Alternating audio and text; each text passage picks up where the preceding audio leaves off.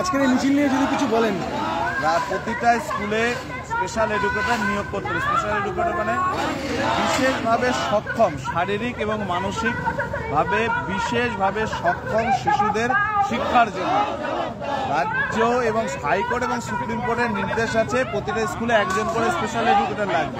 এছাড়াও কিছু special school আছে যেখানে স্পেশাল শিশুদের শিক্ষা ব্যবস্থা করা হয়। 15 বছর ধরে রাজ্যে স্পেশাল এডুকেটরদের নিয়োগ নেই, ট্রেনিং করে বসে আছে, তারপরেও নিয়োগ নেই। এই যন্ত্রণা আজকে যারা মিছিলে উপস্থিত হয়েছে, দেখুন এদের এই যন্ত্রণা নিয়ে তারা মিছিলে উপস্থিত হয়েছে। আমরা চাই যে দ্রুত স্পেশাল এডুকেটরদের নিয়োগ করতে হবে। সেই ফাইলটা পাস করিয়ে দিয়েছে, আজ পর্যন্ত অর্ডারটা দিচ্ছে না, নোটিফিকেশনটা বের হচ্ছে না। আমাদের বয়স পেরিয়ে যাচ্ছে, আমরা কোথায় যাবো?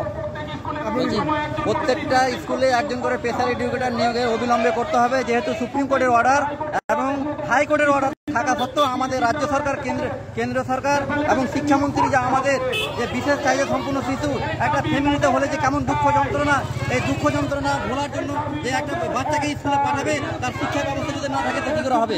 সেজন্য প্রত্যেকটা স্কুলে কিছু বলুন।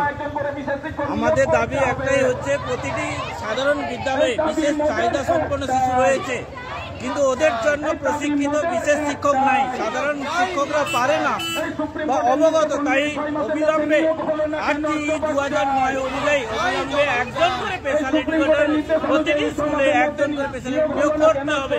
কারণ সুপ্রিম কোর্টের নির্দেশ অনুযায়ী 6 মাসের মধ্যে নিয়োগ হলো না কেন? জবাব চাই।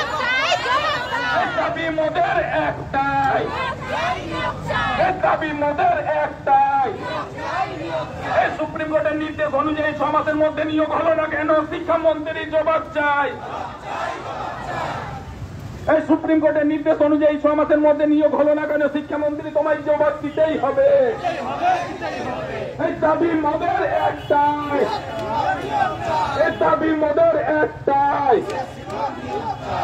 এই দাবি মোদের একটাই।